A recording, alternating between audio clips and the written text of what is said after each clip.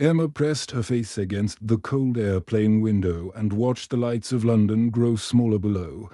Her cheeks were wet with tears that wouldn't stop coming. She was 32 years old.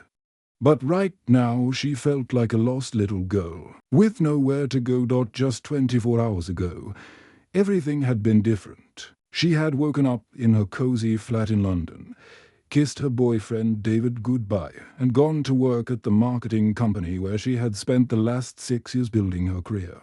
She had been happy then. She had been confident. She had believed in her future. Now, sitting in seat 14C on this evening flight to Manchester, Emma felt like her entire world had been torn apart. The worst week of her life had started on Monday morning when her boss, Mr. Williams, had called her into his office. She had thought maybe he was going to give her the promotion she had been working toward for months. Instead, he had looked uncomfortable and avoided her eyes. "Emma, I'm really sorry about this," he had said, "but we're having to make some cuts. The company is letting you go." Emma had stared at him in shock. "But sir, my numbers are good. My clients love me. I just finished the Peterson campaign and it was a huge success." Mr. Williams had nodded sadly. "I know, Emma, you're a great employee. This isn't about your work. It's just business. We have to reduce costs." That had been Monday. By Friday, Emma had cleaned out her desk, said goodbye to her colleagues, and walked out of the building for the last time. 6 years of hard work, gone in one conversation. But losing her job wasn't even the worst part of the week. On Wednesday evening, David had come home to their flat looking strange and nervous. They had been together for 3 years and Emma knew him well enough to see that something was wrong. "We need to talk," he had said, and Emma's heart had started beating fast. Those 4 words never led to anything good. David had sat down across from her at their little kitchen table, where they had shared so many happy meals together. "Emma, this is really hard for me to say, but I think we need to break up." Emma had felt the world start to spin. "What? Why? David, we're happy together. We were talking about getting married next year." David had looked down at his hands. "I've been thinking a lot lately, and I just don't think we're right for each other anymore. And there's something else." He had taken a deep breath. "I've been seeing someone else. Her name is Rebecca. I didn't plan for it to happen, but it did, and I think I'm in love with her." Emma had felt like she was drowning. First her job, now David. Everything she had built her life round was disappearing. She had moved out of their flat that weekend and was now flying to Manchester to stay with her sister Jane until she could figure out what to do next. Emma had never felt so lost in her entire life. As she sat on the airplane, Emma looked round at the other passengers in the seat across the aisle. A businessman was typing away on his laptop, probably making deals and building his career. Behind her, she could hear a family with young children talking excitedly about their holiday to Spain. Everyone else seemed to know where they were going and what they were doing with their lives. Emma felt invisible and forgotten. She pulled out her phone and scrolled through her text messages, hoping maybe David had changed his mind and wanted to talk. But there was nothing.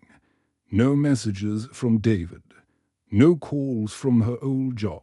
No one who cared that her world had fallen apart.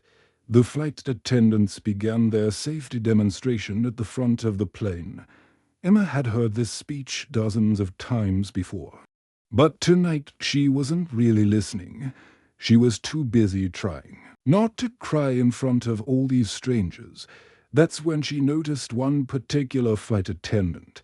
Her name tag said Helen in neat letters. Helen was probably in her 50s, with grey hair pulled back in a bun and kind eyes that seemed to actually see each passenger as a real person, not just a seat number.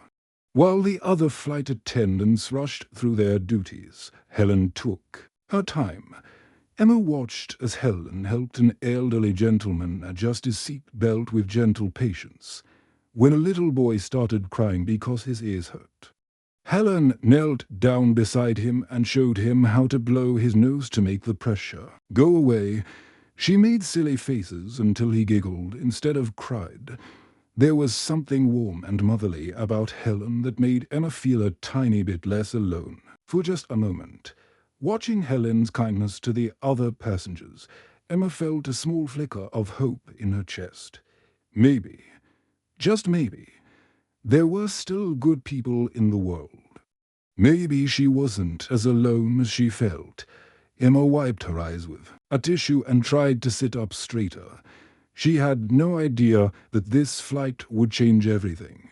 She had no idea that Helen would soon become the most important stranger she had ever met. 2 hours had passed since the plane took off from London, but Emma felt like she was trapped in the longest night of her life. The airplane hummed quietly round her as other passengers settled in for the evening flight. Some people were sleeping, others were reading books or watching movies on their tablets. But Emma just sat there, staring at nothing, her mind spinning with worried thoughts. The flight attendants had served dinner an hour ago. Emma's plastic tray sat in front of her with the sandwich still wrapped and untouched. She had tried to take a bite, but her stomach was twisted in knots. Food was the last thing she wanted right now. All she could think about were the terrible questions that kept going round and round in her head.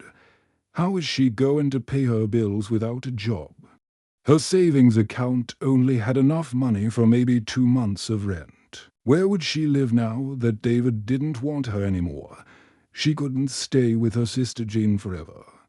And what would she tell her parents when they asked how things were going? Emma's mom and dad lived in a small town in Scotland.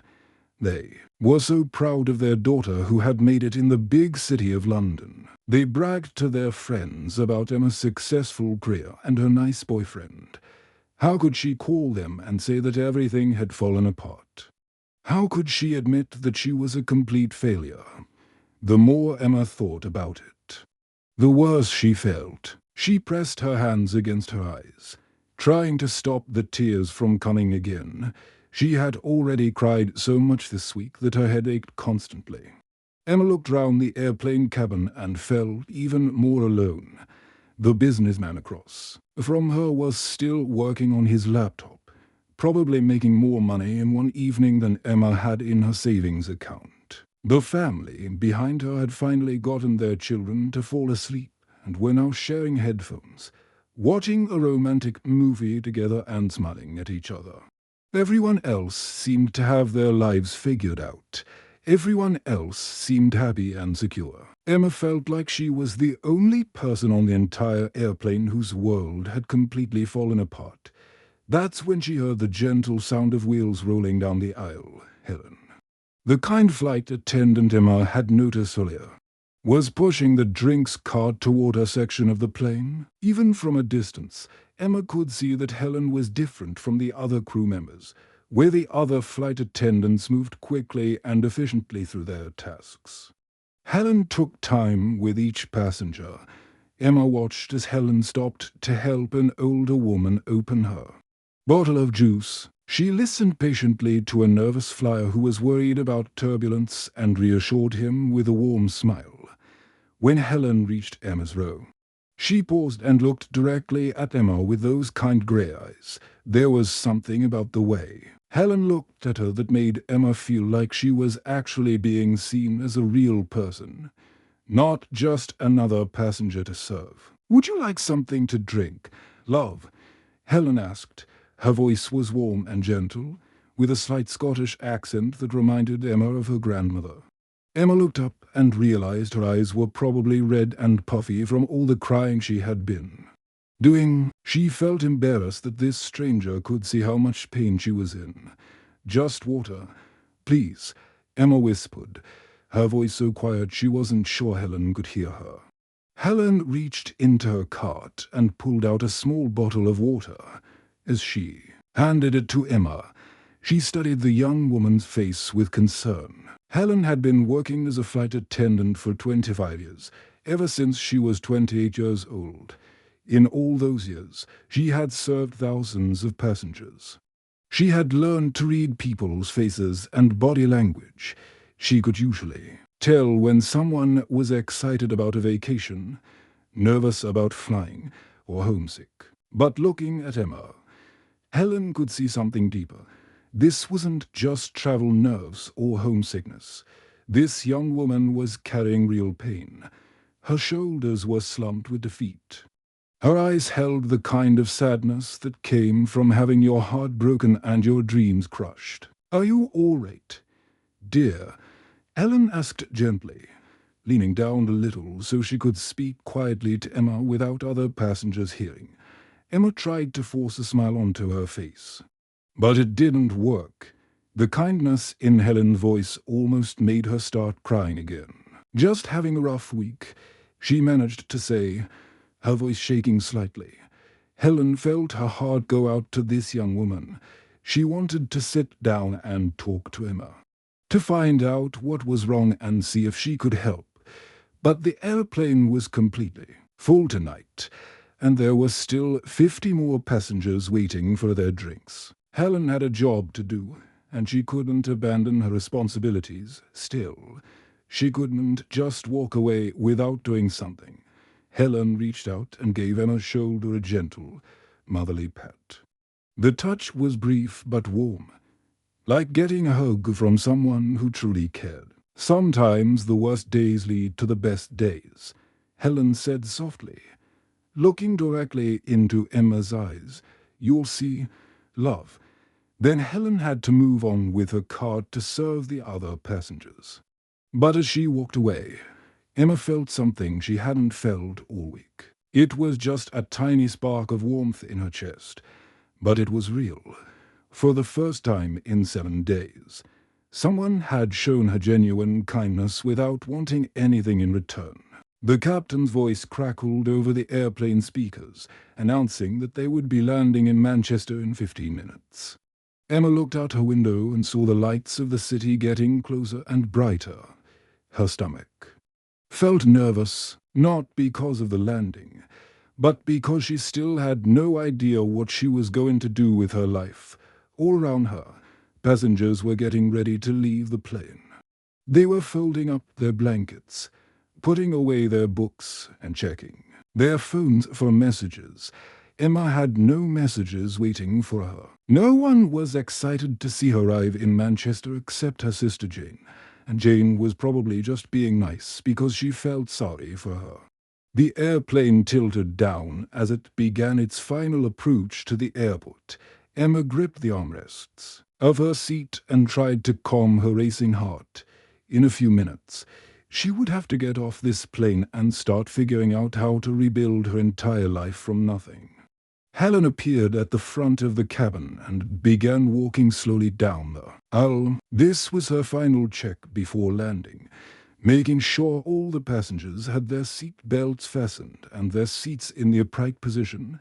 Emma watched Helen move from row to row, speaking quietly to different passengers and making sure everyone was ready.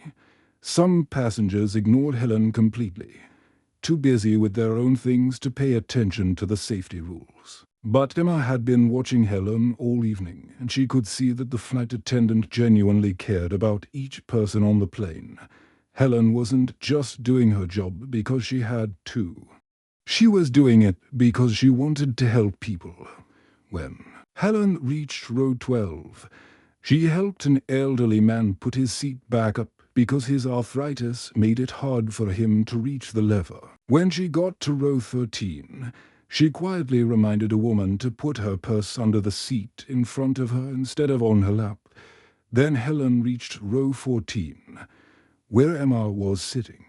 Emma expected Helen to check her seat belt and move on to the next row, just like she had done with most of the other passengers.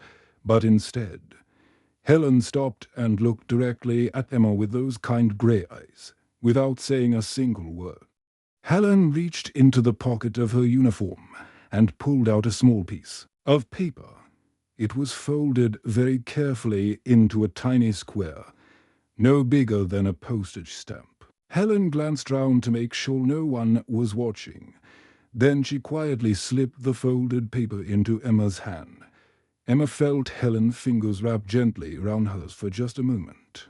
Helen's hand was warm and soft. Like a mother's touch, she gave Emma's hand a gentle squeeze, smiled at her with genuine warmth, and then continued walking down the aisle to check on the remaining passengers. Emma stared down at the tiny folded paper in her palm. She had no idea what it could be. Was it Helen's phone number?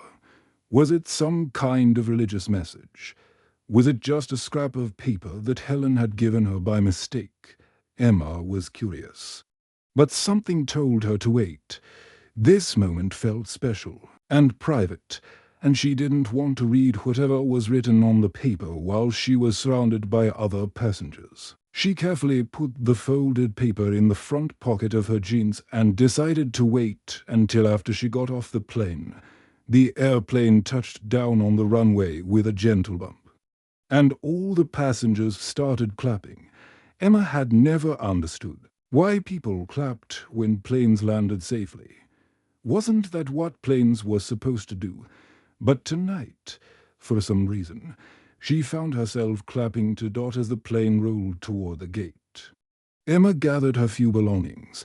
She didn't have much. With her, just a small suitcase and her purse. Everything else she owned was either back at David's flat or in storage, until she figured out where she was going to live. It took 20 minutes for all the passengers to get off the plane. Emma was in no hurry, so she waited until most people had already left before she stood up. As she walked past Helen, who was standing by the airplane door saying goodbye to passengers, Helen gave her another warm smile. "Take care of yourself. Love," Helen said softly as Emma passed by. "Thank you," Emma replied, "for everything." Emma walked through the long corridors of Manchester Airport, following the signs toward the baggage claim area. The airport was busy even this late at night, with people hurrying in different directions, pulling their suitcases behind them and talking on their phones. Emma found a quiet corner in the waiting area near her baggage carousel and sat down in one of the uncomfortable plastic chairs. Her flight had been full, so it would probably take a while for all the luggage to come out. This seemed like the perfect time to read Helen's note. Emma pulled the tiny folded paper out of her pocket and carefully unfolded it. The paper was smooth and white, and someone had written on it with a blue pen in the most beautiful handwriting Emma had ever seen. The note said, "Dear brave young woman in seat 1 4C. I don't know what you're going through, but I can see you're hurting. 20 years ago, I was just like you. I lost my job. My husband left me, and I thought my life was over. I was wrong. That terrible time led me to become a flight attendant, and now I get to travel the world and help people every day. Sometimes our worst moments are actually doorways to our best life. Don't give up. Your story isn't over yet. With love and hope, Helen." At the very bottom of the note, Helen had drawn a small heart with tiny wings on either side of it. Emma read the note once, then twice, then a third time. Tears started rolling down her cheeks, but for the first time in a week, they weren't tears of sadness. They were tears of hope. Emma folded Helen's note very carefully and put it in her wallet, right behind her driver's license, where she would see it every time she opened her purse. The paper was getting soft from being handled so much, but the words were still clear. In Helen's beautiful blue handwriting, every morning when Emma woke up in her sister's spare bedroom, she would read the note before getting out of bed. On the really bad days, when she felt like she would never find another job or be happy again, she would read it twice. The words always made her feel a little bit stronger. Like someone out there in the world believed she could get through this terrible time. 3 weeks had passed since the flight from London, and Emma's life still felt like a mess. She had applied for dozens of jobs, but no one wanted to hire her. Some companies never even replied to her applications. Others called her for interviews, but then chose someone else. Emma was starting to worry that she would never work again. The money she had saved was running out fast. Emma felt guilty about staying with her sister Jane for so long. Jane lived in a small flat in Manchester with her husband Tom and their baby daughter Lucy. They had been kind enough to let Emma sleep on their couch and eat their food. But Emma knew she was crowding their little family. Every morning, Emma would sit at Jane's kitchen table with her laptop, searching for jobs online and sending out more applications. By afternoon, she would feel so discouraged that she would close the computer and just stare out the window at the grey Manchester sky. On a particularly difficult Thursday afternoon, Jane came home from work to find Emma sitting on the couch, looking miserable. Baby Lucy was napping, and the flat was very quiet. "How did the job hunt go today?" Jane asked gently. Sitting down next to her sister, Emma shrugged. "The same as always. I sent out 5 more applications, but I don't think anyone will call me back. I'm starting to think there's something wrong with me." Jane put her arm round Emma's shoulders. "There's nothing wrong with you. You're just having a hard time right now. Maybe you need to do something different for a while. Something that will help you feel better about yourself." Emma looked at her sister with tired eyes. "Like what?" Jane thought for a moment. "What about volunteering somewhere? I know it won't pay any money, but it might help you feel useful again. And who knows, maybe it will lead to something good." Emma wasn't sure she had the energy to help other people when she could barely help herself. But she was so tired of sitting in the flat all day feeling sorry for herself that she was willing to try anything. The next morning, Jane suggested they visit the community centre near her flat. It was a big old building that offered all kinds of programs for people in the neighbourhood. There were exercise classes for senior citizens, after-school programs for children, and support groups for people with different problems. Emma and Jane walked into the main office, where they met Mrs. Thompson, a cheerful woman in her 60s who seemed to know everyone who walked through at the door. "We're looking for volunteer opportunities," Jane explained. "My sister Emma just moved to Manchester and she wants to get involved in the community." Mrs. Thompson's face lit up. "Oh, wonderful. We always need volunteers. What kind of work did you do before?" Emma felt a familiar pang of sadness when she thought about her old job. "I was in marketing for 6 years. I worked on advertising campaigns and social media for a company in London. Double quotes, Mrs. Thompson clapped hands together, excitedly. "Perfect. We desperately need help with marketing for our adult literacy program. I run classes 3 times a week for adults who never learned to read as children, or immigrants who are learning English. It's a wonderful program, but we have trouble letting people know it exists." She led Emma and Jane down a hallway to a classroom where about 15 adults were sitting at tables with books and worksheets.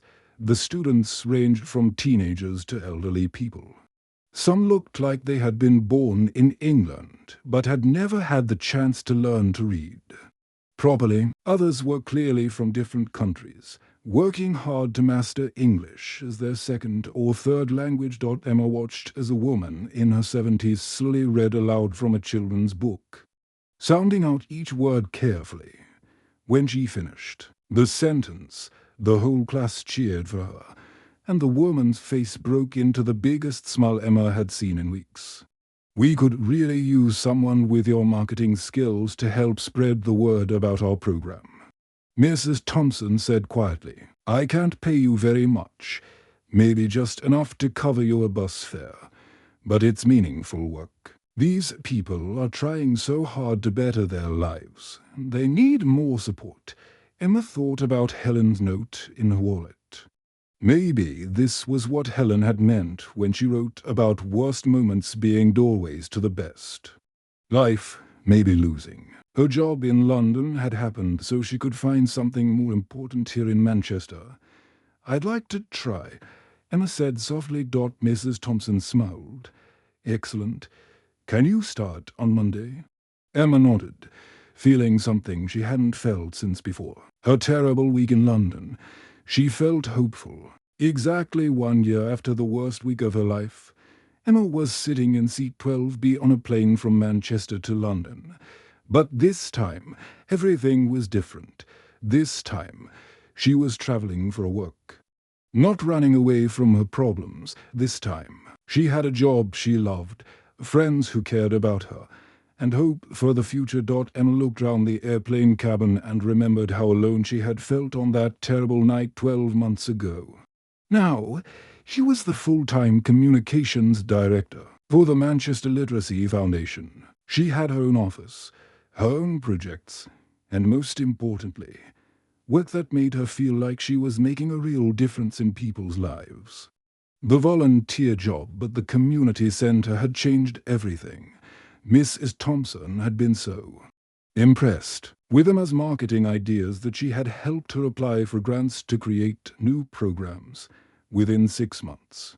Emma had designed a website that helped hundreds of new students find literacy classes. She had started a social media campaign that brought in donations from all over Manchester. She had even organized a fundraising event that raised enough money to hire 2 new teachers. Emma was flying to London today for a conference about adult education. She would be giving a presentation about how to use social media to help literacy programs reach more students. A year ago, she never could have imagined that her life would turn out this way. As the plane took off, Emma pulled out a folder of notes for her presentation tomorrow. She was excited but also a little nervous. She wanted to do a good job because she knew that other cities were watching Manchester's program to see if they could copy their success.